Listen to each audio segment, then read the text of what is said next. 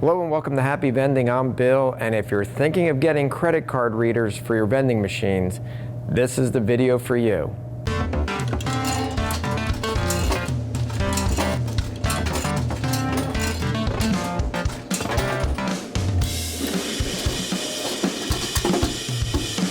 Happy Vending. So there's a lot of factors to think through before you run and get credit card readers for your vending machines.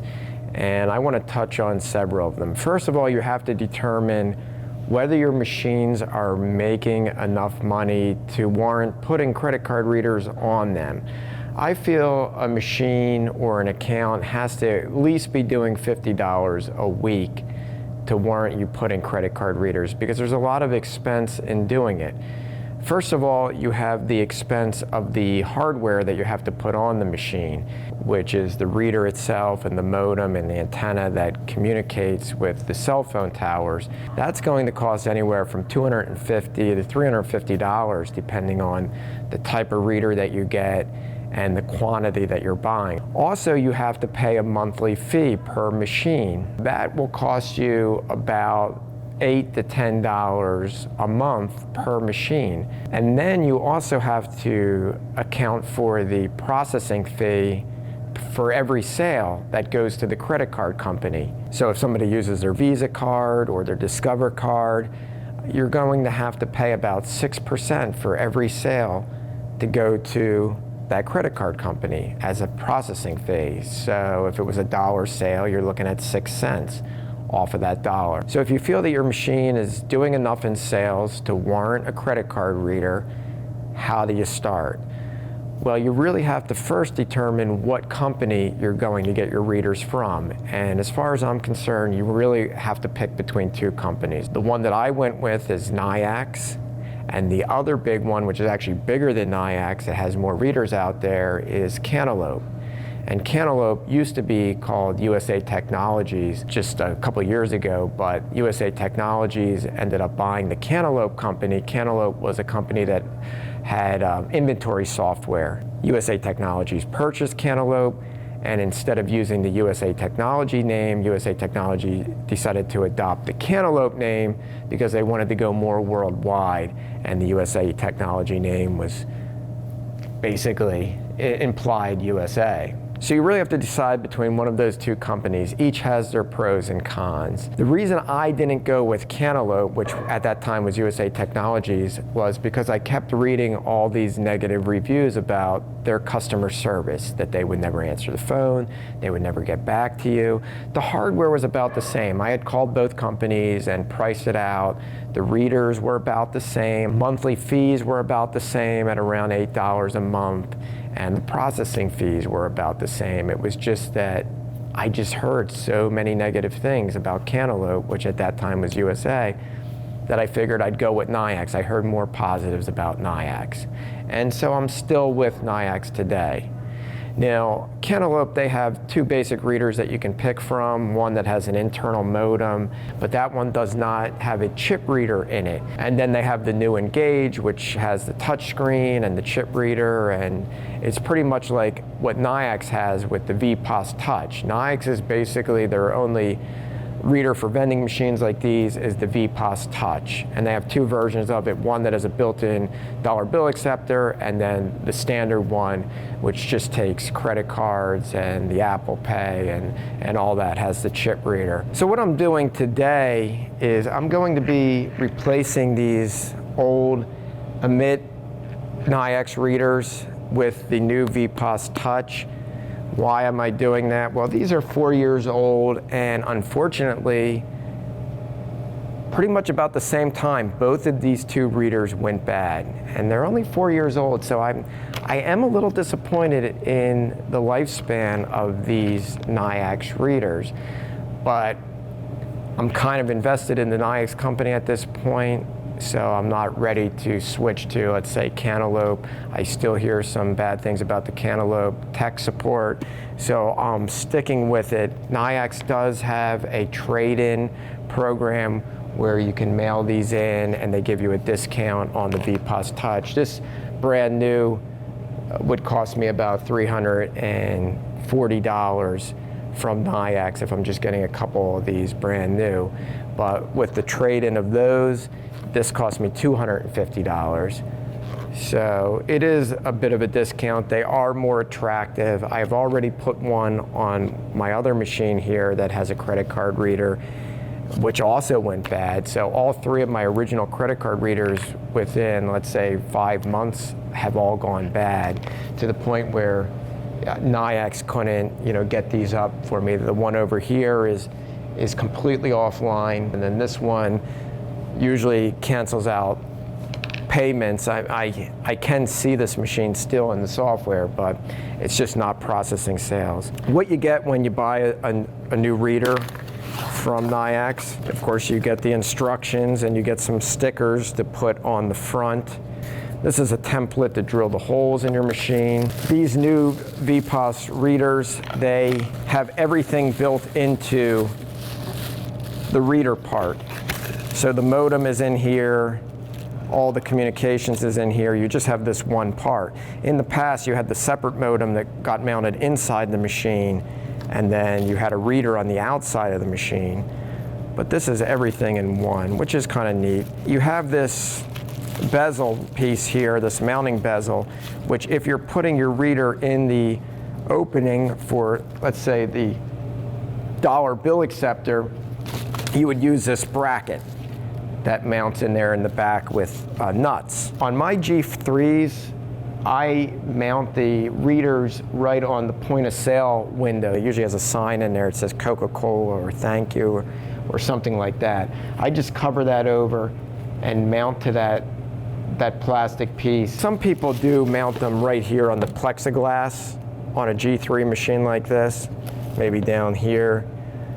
I don't like the look of that, so I don't do it that way. The only problem with mounting it here is you have to put a spacer to bring your credit card reader out. Otherwise, the credit cards hit this trim piece. At one time, Nayax sold a spacer that goes on the back of your reader to make it come out an extra ½ inch. Cantaloupe still sells spacers for their readers for that purpose, but when Nayax switched to these VPOS touches, they stopped selling the spacer. Now the only thing you can get is this wedge, which sort of tilts the reader either down, or you can tilt the reader up, which would work because it would bring it out a ½ inch. Of course, it would tilt it down. The only problem is it's designed for the bezel to go in the opening where the dollar bill acceptor is, because it has this outer bracket. So it doesn't really work for me, because I'm mounting flush onto this window. Just like it wouldn't work if you were putting it here on here, because you see this flange and you don't want to see that. So this is really worthless for me. So if Nayax is listening, you gotta bring back the spacers. I'm hoping the old spacers, which I got for these, will work on these, because it's the same footprint, it's the same size. So I'm gonna just try to extend it with these existing spacers. Before I dig into this and start swapping these out, I want to just show you what the Nayax software looks like and show you what a monthly statement looks like, so you get an idea of how much you're getting paid. This is what the Nayax software looks like when you log in on a computer. Some of the things that you can see are your credit card sales compared to your cash sales. Now, you'll only get cash sale reports if you have a newer or an updated control board in your machine that will report the cash sales. It will tell you how you're doing on the current day, how you did for that week, for last week, for the month, for the year. Looking at last year, I had $4,311.50 in credit card sales and $10,861 in cash sales. That's all three of my machines that have credit card readers combined. So I'm making, at least that year, about half the amount in credit than I did cash. Last year was kind of a weird year because of COVID. There were a lot of students out of the building, especially the upperclassmen. So that was a tough year to really compare. So you look at this and you have to decide, well, I got an additional $4,300 in sales. Would I have gotten those sales without the credit card readers? Maybe, maybe not. You never know. but it is just having that convenience of the credit card reader that maybe these additional people purchase products.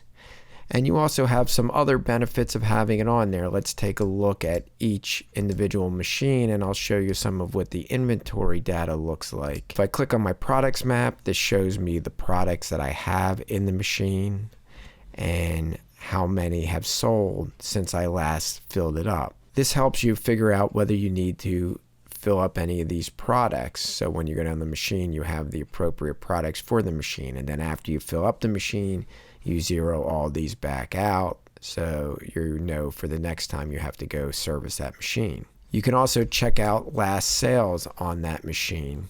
So this tells me every transaction, whether it was a cash transaction, whether it was credit card, what they purchased, when they purchased it. And this is very helpful just to check on the machine to make sure the machine is working. You know that there's sales happening. You know that the credit card reader is accepting credit cards and transactions are happening. You can also go to the general information of that machine and see how much is in the cash box of the machine, so you know what to expect when you go down there. And then after you take out the cash out of the machine, you zero this out on the credit card reader so that it will start counting up from zero again. So you're probably wondering how you get your money from the company that's running your credit card readers, in this case Nayax. Well, Nayax pays you every week for how much money you bring in. And let me bring up one of my statements to show you what that looks like. So here's a statement from the week of February 18th to February 24th. These are my 3 machines. It tells you how many transactions, and now these are only credit card transactions in this statement. How many transactions happened, how much money the machines brought in credit card sales. It also shows you your processing fee. This is the fee that has to go out to the credit card companies. It's 5.95%. So for this machine, it was $1.37, $1.31. And for my Merlin 4, which did $55 in sales, it was $3.32. All that added up is $6 taken out of my gross amount, which was $100.75, and that leaves me $94.75. So that's what would have been deposited into my bank account. In order to get your money, you have to link a bank account to the credit card reader company, in this case Nayax, so that they can deposit that money weekly into my account. Now, out of this amount, every month they will take your connection fee, and you have a connection fee per machine. For me, it's just under $8 per machine every month. So it's about $25 at the beginning of the month. For the previous month, I would also see in here an offset of the $25, and that gets deducted from the sales from that week. If there wasn't enough money for that week in sales, it rolls over to the next week until you have enough money. Also, if you didn't get at least $5 in sales for that week, they won't deposit it into your account. They want to have at least $5 to run the deposit, so the amount would carry over to the next week. If you do decide to get a credit card reader, you should contact each of those 2 big companies. Contact the sales rep from Nayax, contact the sales rep from Cantaloupe. Explain to them how many readers you're thinking of putting in, what type of readers you want to get. Ask them how much the hardware fee will be for the readers, how much the monthly processing fees will be for the credit card companies, how much the monthly fee will be for running each reader, and weigh your options. One more big factor before you go and buy a credit card reader, you do have to determine whether your machines will support a credit card reader. If you have old single price machines, chances are they are not going to support a credit card reader. You really want to make sure your machine supports MDB, which is the protocol that the machines, at least the modern machines, machines within the last 20 years, use to communicate between the coin acceptor, the bill acceptor, and the control board. And if your machine has MDB, it has the white 6-pin MDB plugs inside it, then you should be good to go with a credit card reader. Before you do any work with installing a credit card reader, whether it's a Cantaloupe or a Nayax or anything, you want to make sure you unplug that machine, because you don't want to run the risk of messing up your control board or your other devices by plugging things in with current going through the system. gonna open it up. To get out the credit card readers on these machines, I have to remove the dollar bill acceptors just because that point of sale window is right behind there. Here is the emit modem. These were magnetic, so you just put them on the inside. And this is the MDB connector. This was the connector that went to the reader, and this is the antenna connector.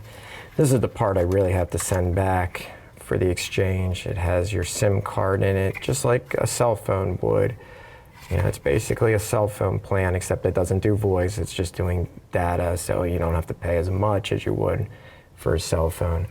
I like to mount my antennas on the inside of my machines. These are magnetic.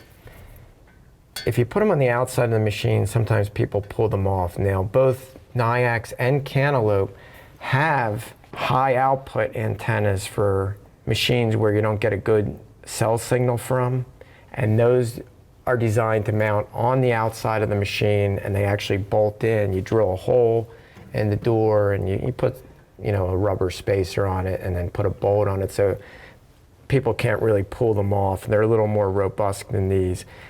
These you can, of course, put them on the outside of the machine, and I have done that, but almost always, you know, a student will grab it and put it on the side. Luckily, nobody has ever pulled it so hard that it's broken the antenna off. But if I have strong signal, which on most of my machines I do, I just put this on the inside. This connector is the DEX connector. Plugs into the DEX port of the machine so it can get your sales data. Here is the MDB plug, which is going into the control board, and then it wires off to the dollar bill acceptor, then which also branches off to the coin acceptor. This is a fairly new dollar bill acceptor. You can check out my other video where I install that. This is a recycling unit which gives back dollar bills as change. Because of course you want to have as many payment options as possible for your customers. That's how you make more sales. You want them to be able to pay with 5s or 10s or Apple Pay or debit card or credit card. The more options you have to take their money, the more money you will make, because your competition, in my case, the school cafeteria, they don't take credit cards. So if a student only has a credit card, they don't have any money in their school account, they can come here and use their debit card on these machines. Same thing with the school store here in this building. They don't take credit cards right now, so I have that advantage over them. The antenna for the new VPOS touches is not the same as these emit modems. It doesn't have this screw-on connector, so I have to take out this antenna. It does me no good. Same thing with the cord. It's a different cord for the VPOS touches, so that all has to come out. Now, I do have to say, I have been a little disappointed with Nayax recently because, first of all 3 of my emits have gone bad in year 4, which I feel is, you know, really not old enough for a device. I mean, a lot of my dollar bill acceptors and my coin acceptors in these machines are 15, 20 years old, and they're still working. Of course, you send them out for repair occasionally, but not that often. And with these emits, you can't get them repaired. Nayax doesn't support them anymore. Your only option when they go bad, they don't even have parts like a replacement modem for them. Your only option is to upgrade to the VPOS Touch, which is, you know, $250. I do like the way they look. I think they're more attractive. I'm sure students like using them more because, you know, they have a touch screen, but they're not without fault, because the first one that I put in on my Merlin 4 machine, which I have a video of me installing that, you can check that out. It's a more detailed install video. That one, you know, within a couple weeks, it stopped processing sales. And I contacted Nayax, and we just couldn't work out the issues with that one. So they sent me a replacement, because of course these things have a warranty. And you would think, you know, it was only a couple weeks old, they would send out a new VPOS Touch to put in the machine. No. They sent this one, it's like bouncing around in a box. It was dirty. Honestly, they said it was remanufactured, whatever. It looked like somebody had mailed it into them because it wasn't working, like it was a return, and they didn't even look at it. They just immediately changed the label on the box and shipped it to me. I mean, that's the way it looked to me when I took it out of the box. I'm like, what is this? Put it in. It was able to connect, but the screen on it was fuzzy, like almost like bad reception on a TV. It was very hard to use the touch screen because it wouldn't register when you were trying to press the different buttons on it. I'm like, nah, I put up with it for a month. I mean, it was processing sales, but it was just such a lemon. You know, you spend $250 for a new one, you want something that's new. So they sent me a replacement for my replacement. Once again, I got one, you know, bouncing around in a box. It was dirty. You would think, okay, you're going to remanufacture it, at least clean the reader. I mean, don't send it to me with fingerprints all over the screen. You know, like somebody was eating a peanut butter and jelly sandwich and then touched the screen. That's what it looked like. And it was dirty. And I'm like, oh my God, here we go again. But luckily that one, after I cleaned it, and of course I did have to clean it. Luckily for me, that one did work, and it's still working on that machine right now. And that's my best machine as far as credit card sales and sales in general right now, because it's at a location where students come in the morning, at least the upperclassmen from the parking lots, the student parking lots, and the machines are only on in the morning until right before homeroom starts, so they get their drinks before the school day starts, and then they come on about 20 minutes before the end of the school day, so as students are leaving, they get their drinks, which still, you know, we're still making money, not as much as we did when these machines were on all day long. Another issue with Nayax right now is, I mean, they're a growing company, and with that, it's becoming harder and harder to get through to tech support. I mean, sometimes you're on hold for an hour, and you can put your number in and they will call you back, but sometimes it takes till the end of the day before you get a call back from them. When you do get through to them, they are very helpful, and they're knowledgeable, and they usually can work it through your issues. Unfortunately, they couldn't for these two readers, but I haven't given up on them yet, but I don't know if these two new VPOS Touches are problematic for me. It might be the end of Nayax for me, and I might be looking into some Cantaloupe, maybe some honeydew, maybe some watermelon. So here's what the point of sale window looks like, and it's a plastic window, and I drilled out a center here to put the connector cord through, and then you have the 4 screws. Here it is. You can see the spacer sandwiches against the back of the actual reader, and I'm hoping this spacer will work with the new VPOS Touches. Unfortunately, if you need one of these spacers, Nayax isn't selling them anymore because they discontinued this reader. Luckily, I have 2 from when I had this, so I'm just going to reuse it. This is what the point of sale window looked like. It said Thirsty on it. I just put some black electrical tape on the 2 sides so that they didn't see part of those stickers that said Thirsty. I have a video on installing these spacers on YouTube, but it's kind of pointless now because Nayax doesn't sell these spacers. Here's the VPOS Touch, here's the spacer from the Emit, and it is the same footprint, and these holes will line up with the holes that hold this back onto the VPOS Touch. So I'll be able to take them out, put my longer screws in with this spacer, and it will fit on there nice. The only issue is the opening.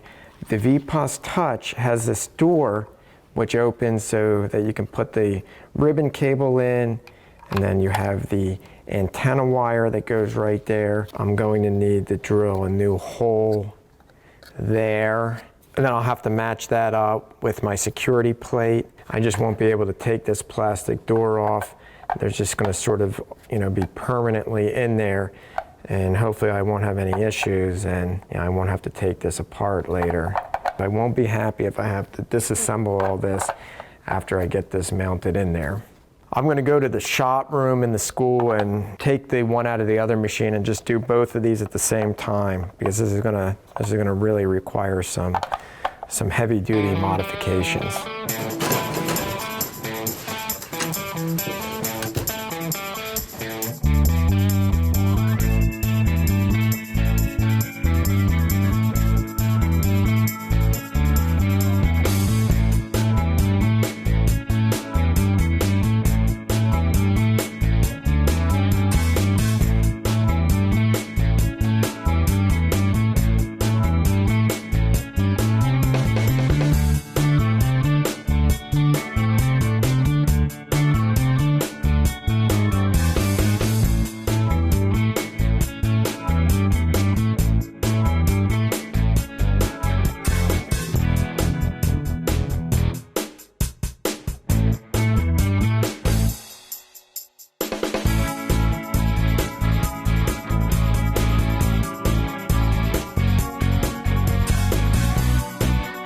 Push through the front, my black tape, cover over the window, and it should look pretty good. So let's do the other one, and then we'll take them down there and reinstall them.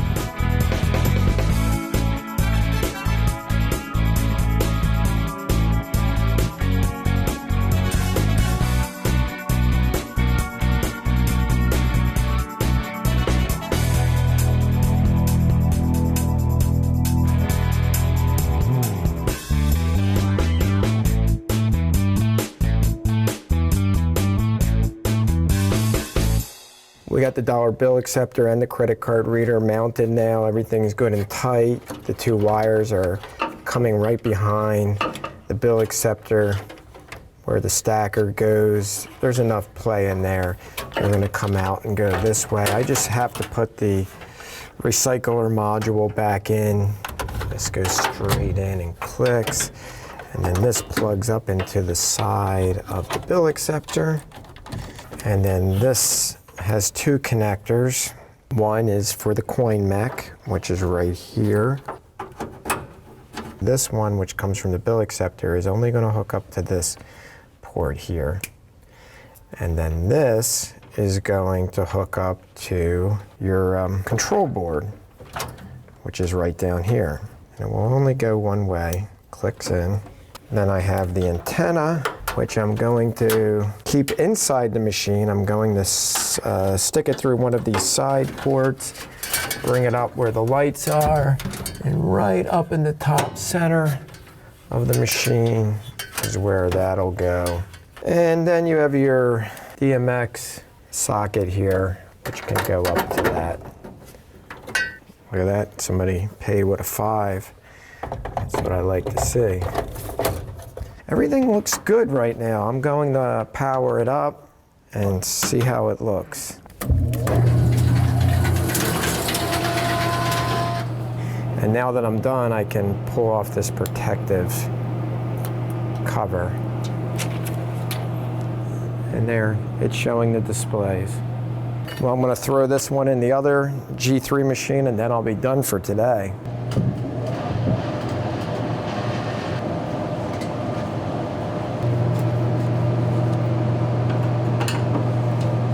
So I got the two powered up and they're looking great. It's just as well that the old ones went bad at the same time, because now I have matching VPOS touches, and hopefully this will lead to more sales because it is very attractive, and I'm expecting they will work better than the old ones did. One nice thing about these VPOS touches is you can go into the menu right from the front of them.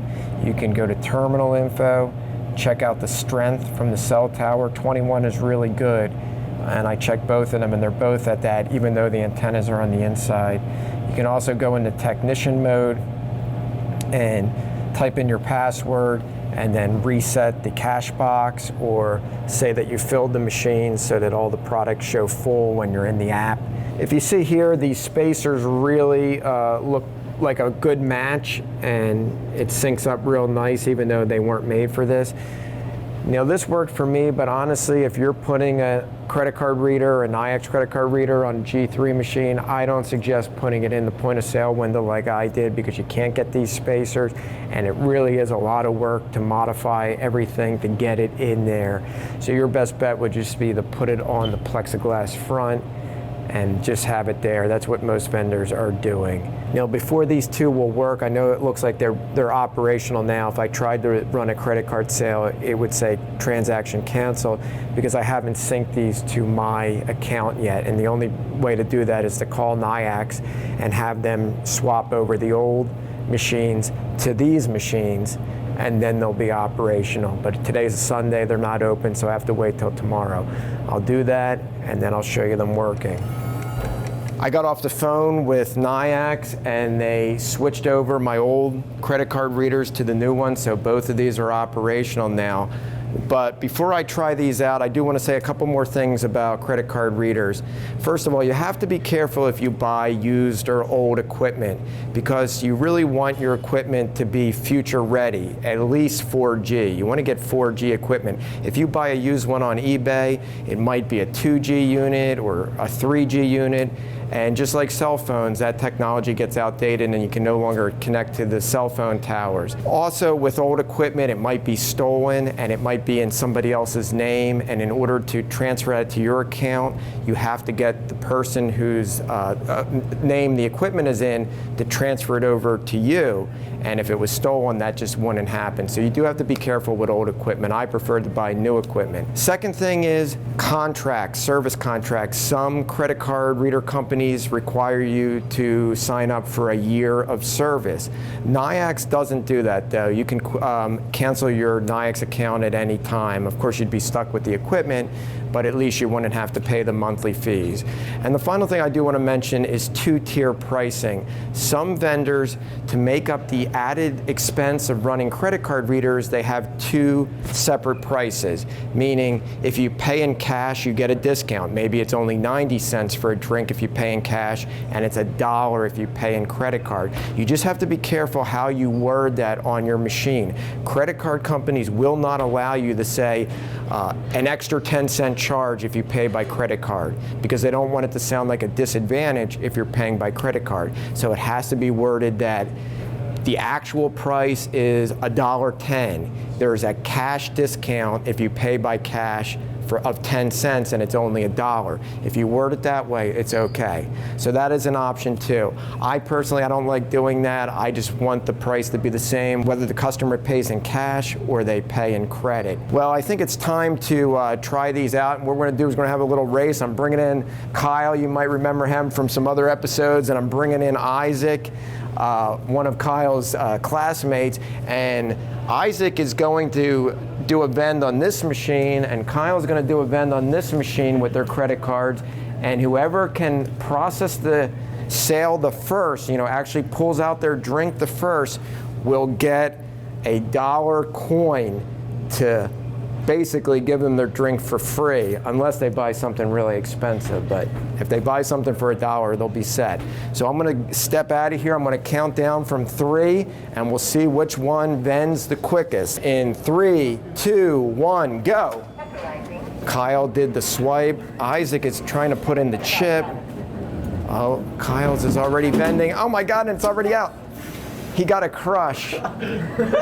Isaac is still approving, but now it's processing. And there is the drink. Good job, good second place, but here we go. The $1 coin goes to Kyle. And as we can see, both credit card readers are working, and hopefully it will lead to more sales for me. And what do we always say at the end of a video, fellas? Happy vending.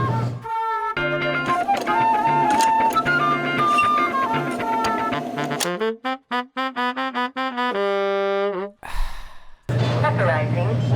Transaction canceled. We gotta restart it. My card's declined. Why is my card getting declined?